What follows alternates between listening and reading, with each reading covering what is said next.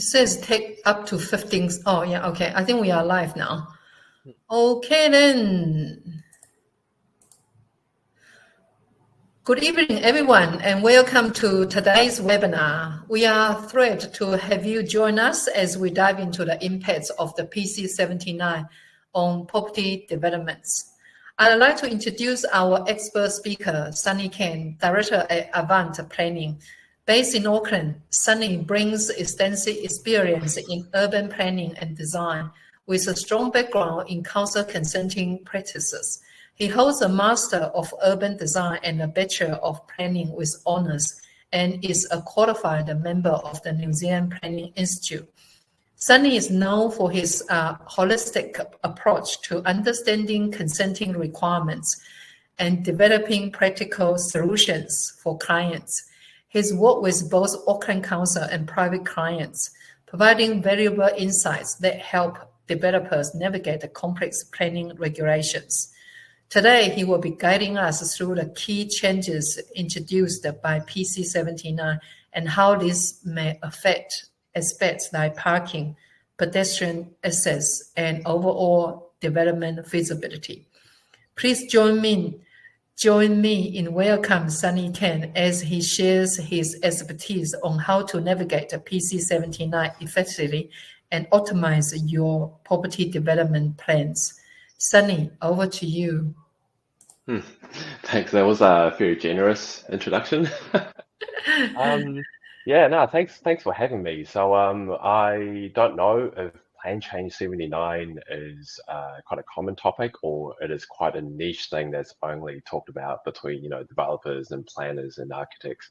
But it's a plan change from Auckland Council to their unitary plan that will introduce quite a few changes to access, especially for pedestrians. And in turn, that will have some quite a significant impact in some cases on infill developments, especially. So maybe I'll share my screen. I've prepared some slides to talk to.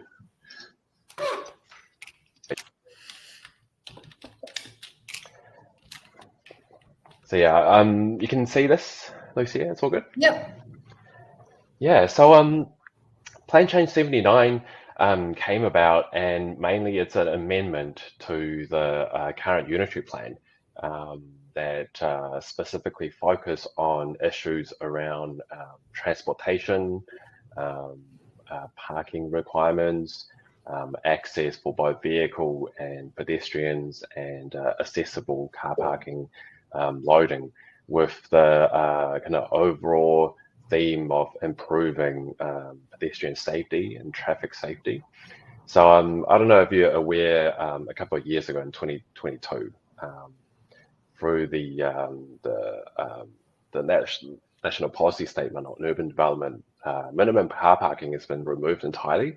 So you can actually now do a residential development, a subdivision, for example, where you no longer have to provide garages or even car parking on the site.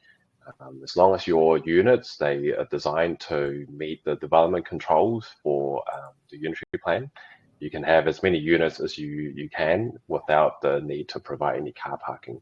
So this has a bit of a byproduct where people notice actually there's a lot of issues around pedestrian footpaths, because at the moment unitary plan doesn't really have any controls over, say, the width of a footpath if you don't really have vehicle access into your unit. So PC79 more or less is Auckland Council's kind of response to what happened a couple of years ago, where essentially overnight the car parking requirement just kind of disappeared. So yeah, I thought I'll start with a really summarized version of what's being proposed, or what is going to be changing as part of Plan Change 79. So at the moment, there's no minimum, say, parking requirement for accessible car parks. So PC79 will be introducing minimum requirements for accessible car parking. In some cases, it will introduce a mandatory requirement for loading spaces. We're talking about larger vehicles for like furniture moving and things like that. Minimum pedestrian walkway width, at the moment that is not in the unitary plan. minimum pedestrian access if it's adjacent to a driveway, bicycle parking or bicycle storage within a residential development. This is an interesting one, mandatory requirement in some cases for EV charging. And then requirements for heavy vehicle access and maneuvering within the site, and introducing minimum width requirements for vehicle access into rear sites. So I prepared this to kind of share after the webinar. So it may include a lot of details, so I'll probably skim through some of them, but I understand, Lucia, you're going to be emailing this through to, you'll be making it available. So maybe I'll just go through it pretty quickly. So on PC79, one key thing is about providing pedestrian access and having a separation requirement. What it means is that they want to see pedestrian access and footpaths separated from vehicle accesses. And there are some minimum requirements on the width. So if your development, for example, has more than 4 car parking spaces, which is quite common if you're doing a, say, a 4-lot or 4-dwelling development where each of them has a car park, in addition to the 3-meter wide driveway, PC79 will now need you to have a 1.4-meter wide footpath that is vertically separated, or in layman terms, it's curbed, similar to what you find on the road at the moment. You have a curbed footpath, and then you have the road. So they want to introduce a 1.4-meter wide footpath that is raised from the driveway that the car won't be able to drive over. So instead of, your usual 3-meter wide driveway, possibly you'll now need a 4.4-meter wide access to accommodate the footpath in addition to your vehicle driveway. So there are other pedestrian requirements. I probably won't go through them, but again, it's all about, putting the emphasis on pedestrian access and pedestrian safety, so they don't come into too much conflict with cars coming back in, driving into the garage, and the need for, greater kind of separation between car and pedestrian. And then other measures, other than pedestrian footpath, are things like speed management for private driveways. So we're talking about a driveway that is shared by 4 or 5 other houses. The council is wanting to introduce different kind of design measures to slow down the speed of people driving along that driveway. So there are many things that are proposed. Things like a raised table or speed humps, landscaping to, say, make the driveway narrower in parts, chicanes, different service treatments, again, with the overall aim to really slow down the speed in a shared kind of vehicle environment. And then another one is bicycle storage. So at the moment, there's already bicycle storage requirements in the unitary plan. Plan change 79 is looking at, I would say, increasing the requirement for bike storage, not only for bike storage for the occupiers of the house, but also requirements for visitor bike storage. And I'll probably explain and go into that a little bit more detail, how that kind of impacts on, a typical subdivision and infill development, because bike storage do actually occupy a bit of space. You do really have to think about how to provide and accommodate the bike storage in addition to your, say, outdoor living areas or your footpaths and access and landscaping, etc.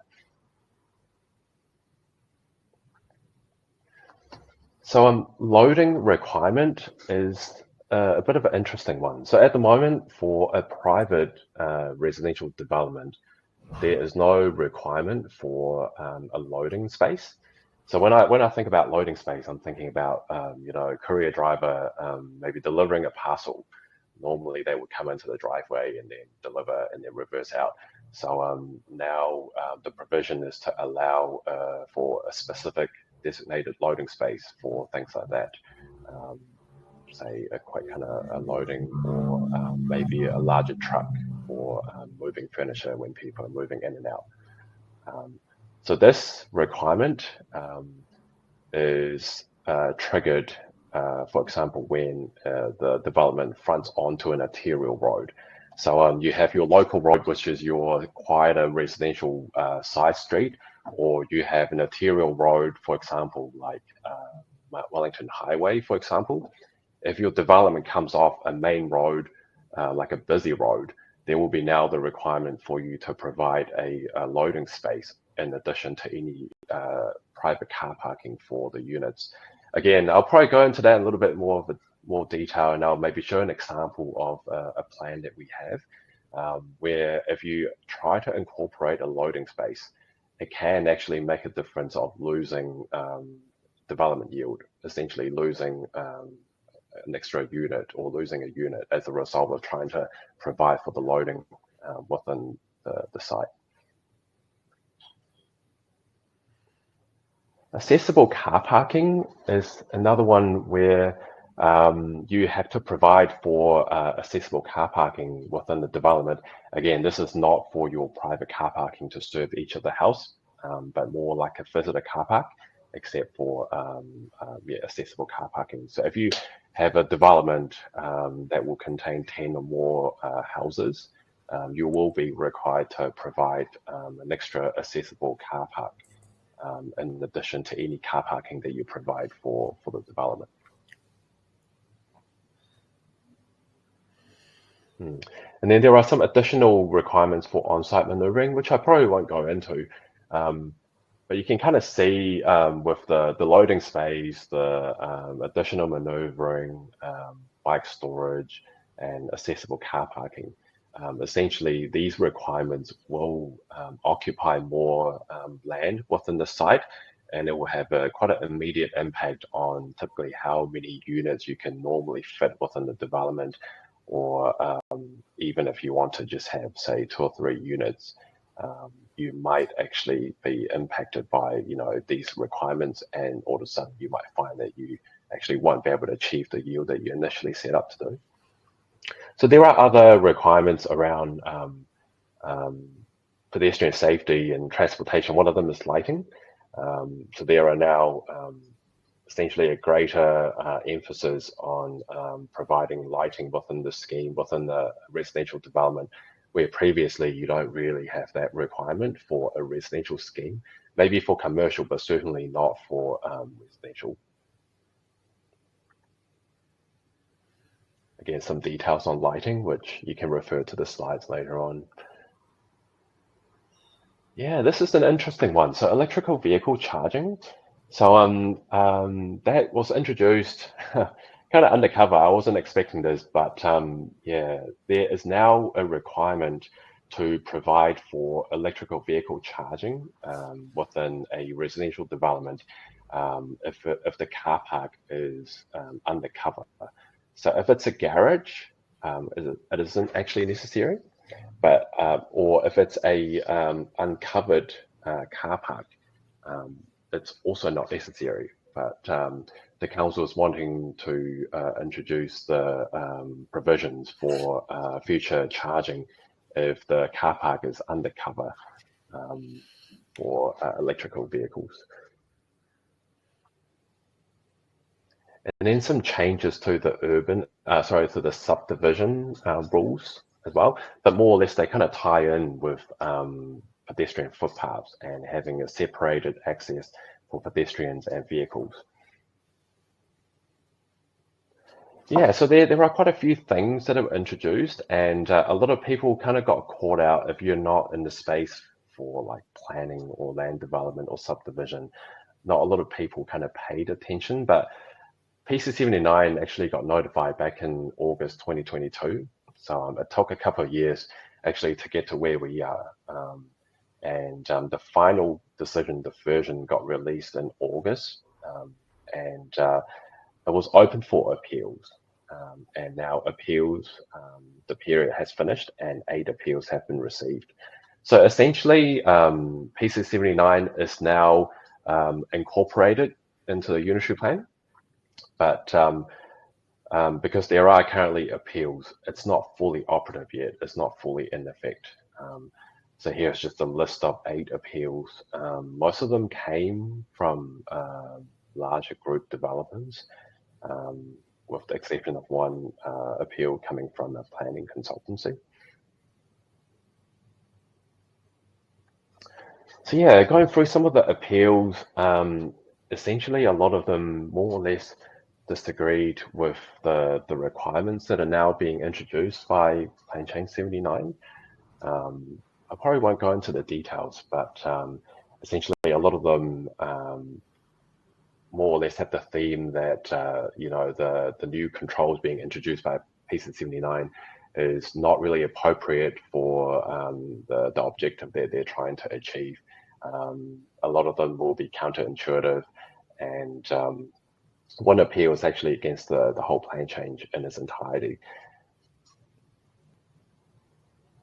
So yeah, for those that are, say, in the process of maybe submitting a resource consent for a land development for subdivision, you now do have to take into account Plan Change 79, even though it's still currently being appealed at the moment. I kind of prepared this. This is a little bit more technical, but at the moment, the existing unitary plan without PC 79 still carries more weight, or what we consider they will have greater consideration compared to the rules in Plan Change 79. So because it's going through an appeal at the moment, the plan change or the rules that they're trying to introduce, they are still subject to modification and subject to change. So it's very difficult, I would say, at the moment for council to try and impose the rules and the controls in PC 79. So at the moment, I would say until, you know, all the hearings have been finalized and all the appeal matters have been heard, I would say a significant weight is still with the operative unitary plan rather than the new rules within PC 79. But for us, we do still have to consider any new rules within PC 79 and identify them as infringements. For example, if you have a rear site for development and you can't provide a separated footpath, then that will be considered an infringement to PC 79, and you have to apply for it as part of the resource consent. And then you have to provide the necessary assessments. Normally, we'll have to engage a traffic engineer to assist with the assessment. But we can see, and we're already seeing, the impact of trying to incorporate some of the new kind of controls around footpaths and accessibility into our schemes. So more or less, you know, spaces that we could previously use for a house or a unit will now be occupied by pedestrian access or loading bay or additional maneuvering. And from what we can observe, you know, the requirements for lighting, for EV charging or bike storage, it's going to be an additional cost to the development. And then there's also now a greater consideration to the driveway gradients, because you've got to consider, you know, the footpath and the vertical separation and the footpath gradients. So it isn't going to be as straightforward as putting a driveway down linking to the garages. You've got to now consider footpaths. And then probably more critical ones will be the rear sites that only has a 3-meter wide driveway, for example.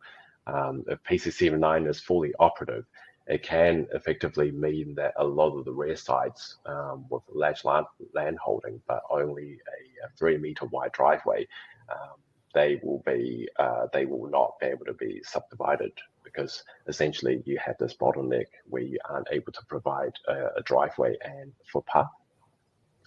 And what we are finding is that smaller sites are going to be impacted the most, because you have to try and incorporate the extra loading space or the extra pedestrian footpath, where, you know, the dimensions of the site is already pretty tight and it will fit a certain kind of typology.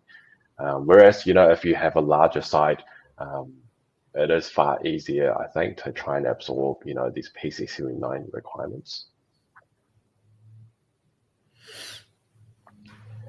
Maybe I'll show you an example of what we mean. So we're currently working. This is the live scheme that we have within Council now. It's a resource consent that's been submitted, and it was submitted prior to Plan Change 79. I thought this is quite a good example because it comes off Mount Wellington Highway, so it's an arterial road. Whereas we could do 7 units, but if PC79 became fully operative, it will mean that we have to provide a loading space within the development. And with the loading space and the maneuvering required, we're talking about easily losing a unit in the front to incorporate a loading space. And this can more or less be a deal breaker for a development in order to make a stack. So we're losing, you can say, quite valuable developable land to provisions for a loading space that chances are might not be used most of the time. So for this one, it's also an interesting example where we have incorporated elements of PC79, even though it's not fully operative. At the moment, we have introduced a different material to more or less demonstrate where pedestrians can go. And then these different material that is slightly raised to act as a bit of a bump stop for vehicles to be a little bit slower. Even though this will most likely be approved before PC79 is going to be fully operative, we've started introducing elements of PC79 or the objectives that they're trying to achieve into our scheme to more or less make it easier to gain resource consent. This is another example that's already been approved, and we're not too sure when they will start construction, but it is quite a good example where if Plan Change 79 is fully operative, this will most likely not be approved. So this comes off a narrow driveway that is only 3 meters wide, but just under 15 meters. So there's no need for a passing bay. But as you can see, there's very little width for a separate 1.4 meter wide footpath. Essentially, the driveway more or less occupy the full width. And then this is a relatively high density scheme where I remember during the design stage, pretty much all these measurements for car parks and the maneuvering required is pretty tight. There's very little tolerance for any pedestrian footpath. So because this is a 10 unit scheme, you will be required to provide accessible car parking, and you'll also be required to provide a separate pedestrian footpath.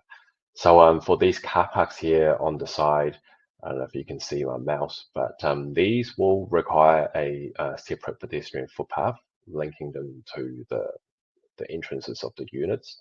Same as these car parking spaces.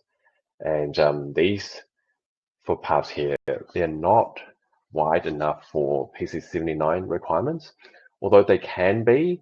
But what we can see is if we try and achieve compliance with Plan Change 79, we will be losing some landscape buffer that this design has incorporated to provide some greenery within the development. So this is, I remember, an appeal point that was made by one of the submitters, is that by incorporating, some of these pedestrian footpath requirements, it can be counterintuitive. You're losing spaces where it can be allocated for green landscaping or private courtyards, but these spaces will now be, occupied by a separated footpath or accessible car parking or loading bay. So yeah, I would say if a client comes to us to wanting to explore, feasibility of a subdivision for this site, if PC79 is in effect, this will not be a good development site because more or less you're limited to 3 houses, and that is kind of the threshold when a lot of the pedestrian access requirements will come in. Yeah, this is another scheme where the section is a little bit larger, and it can kind of demonstrate with a larger site, it's easier to incorporate elements of Plane Change 79 into a scheme. Essentially, you have more spaces to incorporate separate driveway and separate footpaths. You have essentially more land to absorb the requirements for loading spaces. This one has a loading space for waste, and essentially more spaces to also provide for accessible car parking if required, and also provisions for bike storage.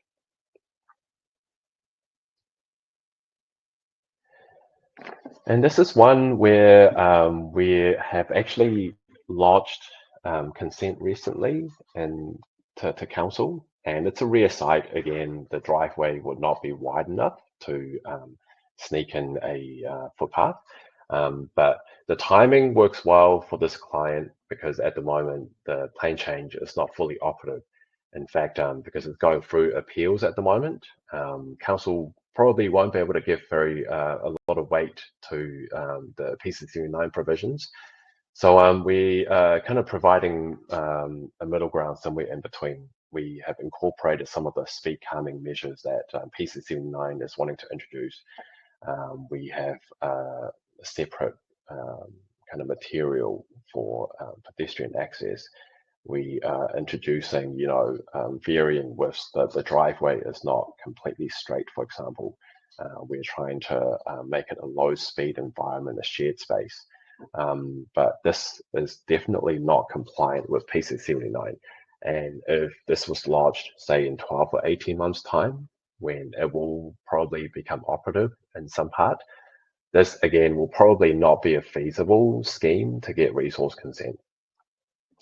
So yeah, we're kind of facing a bit of an interesting situation at the moment where we're kind of in between PC79 being notified, or sorry, being in effect decision made, but not a lot of weight is given to it yet. So there's still a bit of a window, I would say at least 9 to 12 months, where consents can still be granted based on the operative plan. But quite likely as time goes on, when the appeals are resolved, eventually Plan Change 79 in some form will be fully operative, and we'll have to take into account a lot of these requirements for pedestrian access or loading spaces, accessible car parking and lighting, etc.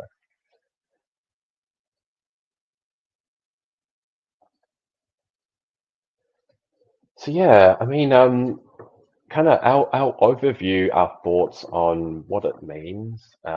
Certainly, it's going to be additional cost to a developer or just a landowner wanting to subdivide or develop their section.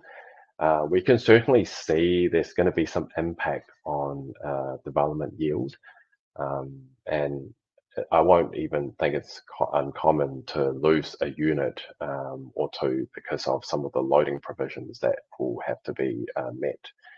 And then an interesting one, a loss of on-site amenities. Again, because there's now a stronger emphasis on providing access and pathway and driveway, etc. Some of the land that will be used for these could probably previously be allocated as part of a courtyard, a private courtyard, or even a communal landscape space. So we are certainly seeing with some of the architects, testing some concepts that to meet a lot of these requirements, a lot of land will be allocated to accommodate these new requirements. And then we can see some kind of common development typologies like a 3-level tall terraces. A lot of these typologies, they require certain site width, and incorporating an extra 1.4 or 1.8 meter width could quite possibly mean that the particular typology will not work. And some of these will probably have to be redesigned. So yeah, our thoughts are, you know, a lot of these provisions, they are quite onerous, and I would say quite a aggressive kind of, I would almost call it a blunt instrument, in terms of trying to incorporate a lot of these kind of new controls to achieve a better kind of pedestrian environment within the development. But I do think in some cases it will be counterintuitive, because you know every site is quite different, and every development will need to have its own specific design on what works best. And it's kind of difficult to try and implement a specific minimum requirement for footpath or for driveway width into like all the schemes. Quite often you will probably result in a negative impact on the scheme. Certainly, yeah, we're seeing that gradually now with some of the concepts that we're seeing. And yeah, again, I think the greatest impact is probably decrease in the yield and the ability to kind of fit the number of units with PC79. So yeah, at the moment, where we're sitting at right now, appeals have the appeal period has just finished, and we haven't had any hearings yet for the appeals. So at the moment, the operative unitary plan, the unitary plan that we're currently working with at the moment, still holds the most significant weight. Essentially, we have to consider Plan Change 79, but the council doesn't have enough kind of discretion to apply them yet. And depending on how the appeals are heard and resolved, or they might actually modify how PC79 will look, the final product. So at the moment, we're kind of sitting in this transitional space where if any developer or anyone who's wanting to, say, subdivide and add more houses to the back of their existing house, there is a degree of urgency, I would say, to do it, or at least to submit your resource consent within the next 12 months, when PC79 is still, being appealed and there's not a lot of weight given to it. But as time goes on, 12 or 18 months down the line, eventually, as each appeal is being resolved, more and more weight will be given to PC79. That's when you'll see the full impact of these new changes and new rules. Yeah, so yeah, kind of this is a quick kind of summary. We do have a fact sheet that we can probably circulate if you have any specific questions about any details of PC79. Yeah, and I don't know if you have any questions, Lucia? I do. So it looks like for if someone's, those long driveways, it's because at the moment 3.5 meter, you will be able to have a number of dwellings being developed. So it's a moving forward, and you're kind of looking at a minimum driveway need to be like 4.4. Is that Yeah, correct. And a 4.4 meter wide driveway is very uncommon for a lot of sites. Yeah. So yeah, and this is certainly a valid kind of aspect of the site that I more or less tell people to steer away from now. If you're looking at a site to purchase for the purpose of infill development, especially one like this where you're looking at adding, say, 10 plus units, we are saying if you move quick and submit the resource consent within the next, say, 6 or 9 months, then you are certainly have a better chance of getting resource consent.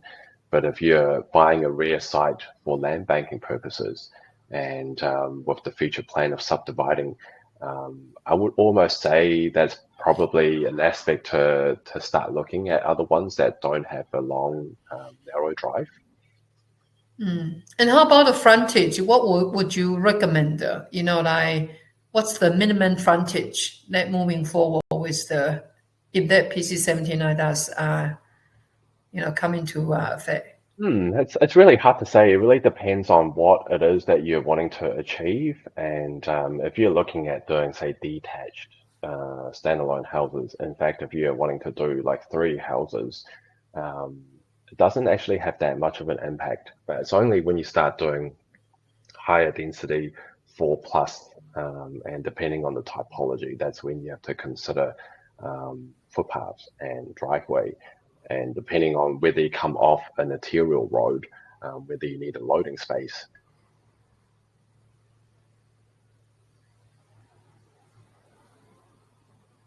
Are you there?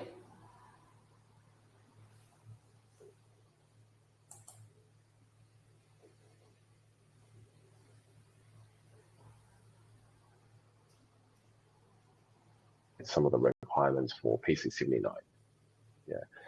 But I would say a corner site will be brilliant. A corner site will be quite friendly for development purposes. So a corner site has the advantage of having direct pedestrian access out onto the road. So you don't have to incorporate the footpath next to your driveway. So I don't know if I have an example of this.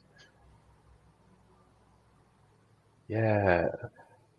For example, this here, your two units will be able to have direct access out onto the road. So at least the pedestrian access requirement will be satisfied for these two. So if you imagine this site being a corner site and say along the top is the road, essentially all these units will have their individual pedestrian access out into the road and more or less solving the issue of needing to provide separated footpath for each of the units.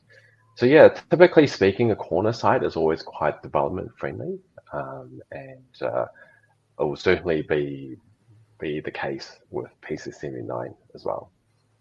Okay. This Yeah. is, I remember saving this as an example because again, this is an approved scheme and this is fairly tight. And with Plan Change 79, because you do need to provide a footpath for each of these car parks, essentially you will be losing that one unit in order to accommodate the footpath. So this is an example where if it's submitted, say a year down the line, you will be losing your yield from 7 to 6. Yeah. Yeah. So are you, because I saw one of your plan actually kind of freestanding. So is it like now it's more people more moving into freestanding designing rather than building a terrace house? Because we know that they are, they are quite a bit of like an oversupply on the market, with those new builds terrace house. Yeah. You Yeah, see? I mean, we're seeing that stare towards larger homes that are standalone and away from terraces. Probably not really because of PC79, but probably the market at the moment is quite saturated with terrace homes that are built and for sale. And we do get quite a lot of clients where we had resource consent approved for them before for a series of units, and now coming back with a new consent for standalone homes at larger, say 4 bedrooms plus, and detached. So yeah, I would say the trend at the moment is still the case. We're certainly doing far less, terrace schemes compared to standalones now. But I guess eventually, when terrace typology does become a bit more common and popular, that's when PC79 will have some impact on how you kind of design your typical 3-level tall terrace. Yeah, yeah. Yeah. Okay. I don't know. Does anyone have any other questions? Yeah.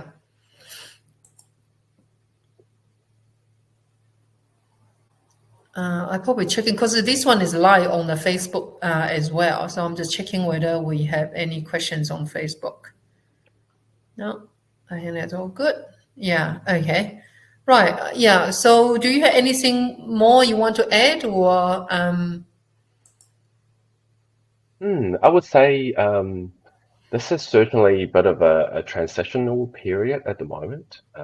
So Plan Change 79 has been issued, but I don't think the final version will be fully operative. will be in the form that it is now. Reading through some of the appeals, I do find a lot of valid arguments that I do hope will change and amend some of the provisions in PC79 at the moment. Certainly, I do hope that there is going to be some flexibility with footpath separation, because a lot of sites within Auckland are rare sites, and some of them do hold a large land holding like this one on the screen. And effectively, with PC79 being fully operative in its current form, it will deem pretty much all these sites, larger land holdings, to be undevelopable, and you won't be able to subdivide any more than 3 houses. So to me, that is quite a significant loss of usable infill development land to provide more housing. So it's certainly an interesting space. And I would say for those who are currently holding on to properties like this one, for example, and you have future plans to subdivide, but not just yet, I would say it's certainly a good idea to bring those plans forward. Even if you're just applying for the resource consent, at least you get to secure the development right, and the resource consent will last for 5 years. Otherwise, if you wait, say, in 18 months' time, essentially this will more or less become a 3-lot site. So yeah, this is probably quite key for a lot of people in that situation. Yeah. So currently, I mean, like you can still kind of submit your consent, and most likely you probably get approved. So you probably want to hurry up and contact Sunny and his team. We also have some questions here from Leslie. Sunny, are you able to see those questions? It's in the chat there. He's asking how's about the shared driveways in the middle as the long driveway site? Does this affect? Also, if we combine 2 sites together and have the driveway built in the middle? Yeah. I mean, correct. So if your only access to a site is a single width driveway, then that is going to affect you. But if you say combine 2 sites together, essentially that will give you a lot more flexibility with how you incorporate the driveway with the footpath. Actually, this is an example where it's actually a combination of 2 sites. And because of, additional land that you have now, you just have so much more kind of flexibility to accommodate a lot of these requirements. So yeah, certainly combining 2 sites together, it's kind of like, Lucia, your earlier question about site frontage. The wider your site, the easier it is to incorporate access in addition to housing. So yeah, I would say merging 2 sites together will certainly help you resolve a lot of these, additional requirements. Yeah. Okay. Thank you, Sunny. We have Elaine is asking if the plan changes to unit title property only, I have a rare site with a long driveway. Can I develop the land into 4 detached properties? No, actually, the plan change, the kind of requirements being introduced to the unitary plan applies to all sites, irrespective of what kind of title it is, whether it's freehold or cross lease or unit title. These requirements will be implemented if you're looking at doing a development. So you will need to consider or meet these requirements. Yeah, if you are down, a rear site with a long driveway, it's hard to say what you can do without, specifically looking at the driveway and whether you can incorporate measures to try and mitigate some of the impact of not being able to achieve these requirements. So lately I've been talking to traffic engineers a lot because we have to now consult them quite often for these new schemes to consider PC79. And there are a lot of different solutions to mitigate whatever effects that will come about if you can't achieve these requirements. For example, if you're down a long driveway, I was talking to a traffic engineer this morning actually, and he's saying that essentially the separation of the footpath and the driveway is trying to avoid the conflict between car and pedestrian. They don't want them coming face to face or head on, causing an accident. So the idea is, a separation between the two. So you don't really always have to have the separate kind of physical separation. There are ways of going about it. One of them is even, a signalized driveway. Sometimes you see a basement car park, with the flashing light where, the car's coming out. So you could potentially install a system like that where a car would know someone's walking out of the driveway, and there's a waiting area for them to kind of give way for the pedestrian. I mean, to me, that's probably a bit of an overkill, but there are certainly some design solutions to address, any of these non-compliances. Yeah. But at the moment, we aren't really being tested to that extent, again, because PC79 is not fully operative. It doesn't have a lot of weight at the moment. So at the moment, a shared space design is sufficient and adequate and acceptable to council. Yeah. So basically, it's not just like 2-unit title. I think a lot of those terrace houses, they actually on the fee simple title.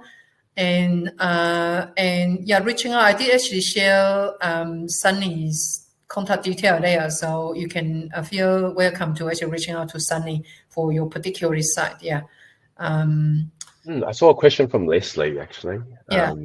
Just popped up about duplex unit in the back. Because Lucia, I know you do a lot of duplex build. Where you keep the house in the front and then you do the duplexes in the back.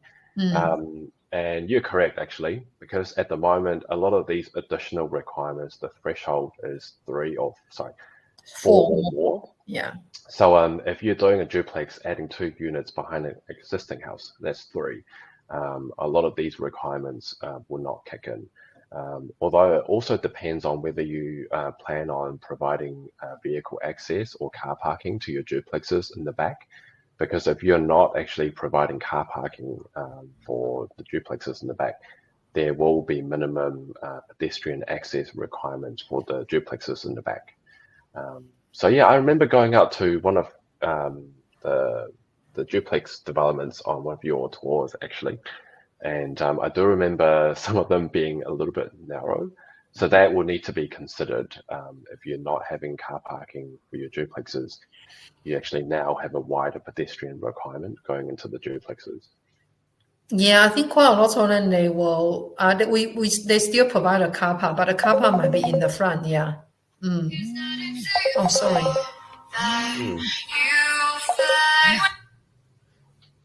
Yeah, sorry, yeah. Yeah. Yeah. Yeah, I think Leslie's got another question there. Yeah, what's the best ideal site criteria for development? I would say corner sites. Yeah. Corner sites always the most efficient because you have road frontage and you quite often will be able to get direct, say, driveway or vehicle access onto the road. So you kind of minimize your shared driveway or on-site turning requirements. So a lot of the land where you have to previously allocate for cars to kind of turn around, you can drive out into the street. So, I mean, it's not the case for all corner sites, but certainly with corner sites now you have direct access for pedestrian as well. So it will be a lot more efficient. I mean, traditionally corner sites are always the best for developments. Yeah. And what will be your mitigate, when you're trying to mitigate it, about this pedestrian access, how would you provide it? Because basically I think what I want is the safety, right? So how would you present that? Apart from the corner site, is there any other way that you, I don't know, would it be like you can have some, talking about the lights, talking about maybe just some, alarm, or I don't know, would it be? Because I remember here in Australia, I think I sometimes I walk past like garage and suddenly alarm goes on. What's going on here? And I realize, oh, the car coming up. Yeah, Or yeah. You you're saw trying it to sound like steal a a fire car. alarm or something. Yeah, you're like, oh, what's going on here? And I realize, oh no, just a car coming up from the garage. Yeah, yeah. Yeah. Bring this up again. So this is a scheme where we've only recently just launched, and we had to work with the landscape designer and the traffic engineer to try and deliver, the goals or the objectives of PC79 without being able to, achieve the actual rule. So as you can see, we've got a couple of speed humps to slow down speed, both for when the car first come into the driveway, and then as they turn around this blind corner, there's another speed hump. So No, this right. is for Yeah. speed calming. And Mm. then there are provisions for lighting. So there's lighting around these key areas, so it's well lit even in the evening, or sorry, even in mid of the night. If people are walking out and cars coming in, they'll be able to see each other. And in general, we try and incorporate as much kind of landscaping, and also making it so that it's not a direct straight line where potentially a vehicle might be able to go a little bit quicker. So this is quite a slow speed, a calm environment where it will be shared between pedestrian and car. Although in saying that, typically when you're kind of coming into a private driveway like this, I don't think people will be driving too fast. Mm. So, and this is supported by a traffic engineer where they provide an assessment on pedestrian safety and traffic safety. So yeah, we're pretty confident that this will achieve the objectives of PC79, even though we won't be able to meet a lot of these requirements for Yeah, speed yeah. I grading. think it will be a way that like because because now the what's that you can using the sensors, and then there's a car comes in, you can actually start to have a live flash thing, or it might have a signal, like you can actually have all sorts to just warning people that there are car coming or something. Yeah. Yeah. Mm. Yeah. I guess one thing that I do agree with PC79 is certainly wanting to lift the standard of on-site amenity within Mm. a scheme, because we have seen, some infill developments that are just maximizing intensity and Mm. cramming in as many units as possible. And some of them without, car parking on the site, they don't even have a driveway, and the pedestrian access is a bit of an afterthought. And you have quite narrow pedestrian accesses to the front house, and you'll be walking essentially in front of people's kitchens Oh. to get to your own front door. And to me, a lot of these are probably not acceptable. The Mm. PC79 does introduce a level of standard for Yeah. pedestrian access, which I tend to agree. Although in saying that, I would still think it is case by case where a bit more flexibility is needed Mm. to achieve a good design and good outcome, rather than imposing a set of specific, quite rigid rules that will apply to everything. Yeah, yeah. I think we will just take the last question from Leslie, because you say this is quite against the encouragement of building higher density for low-story apartments. Yeah, nearby the public transport, such as development sites within the radius of 1K of the train station, and also apartment, terrace and apartment zone is no longer superior than other zoning. Hmm. Hmm. Yeah. Well, to answer that last bit, apartment zone does allow the maximum amount of building cover, which is 50%. So half the site, if you have 1,000 square meters, you can build on 500 square meters. So and landscaping requirement is also quite low. So in that sense, for development purposes, apartment zone is still, I would say, yes, superior, if that's the term for it, over say the suburban zone. And incorporating, some of these additional requirements for footpath and for wide driveway, they're going to take up your landscape area, and these will be considered impervious area. So council also has a maximum allowable impervious area. So a lot of these spaces will be occupied rather than being able to have soft landscaping for the courtyards, etc. So I would say apartment zone is still more favorable and will be easier to incorporate some of these requirements. But I agree, actually, PC79 in some sense does go against, the urban development strategy of providing more housing within key transit corridors or metropolitan centres. I mean, the whole idea of removing minimum car parking requirement a couple of years ago is to enable, more housing, and so you don't have to use land to provide for car parking, and you can rely on public transport. But now with Plan Change 79, for example, you need a loading space or you need accessible car park that might not be used all the time. This is kind of land lost to where a house could be there or an extra unit could be there. So to me, it is a little bit counterintuitive. So it's kind of going against what the idea of having a dense city within a bus corridor or train transit corridors. So yeah, we'll see. Yeah. I think there's still appearing happening. Yeah. So we will see what's what's the final version of that. Yeah. Yeah. But thank you very much, Sunny, for your time, and it's a brilliant presentation. Yeah. And yeah. So if you do have any questions, do feel free to reaching out to Sunny. And I already shared the contact details in the chat box. Yeah. And good night, everyone. Thank you. Yeah. Bye. All right. See ya.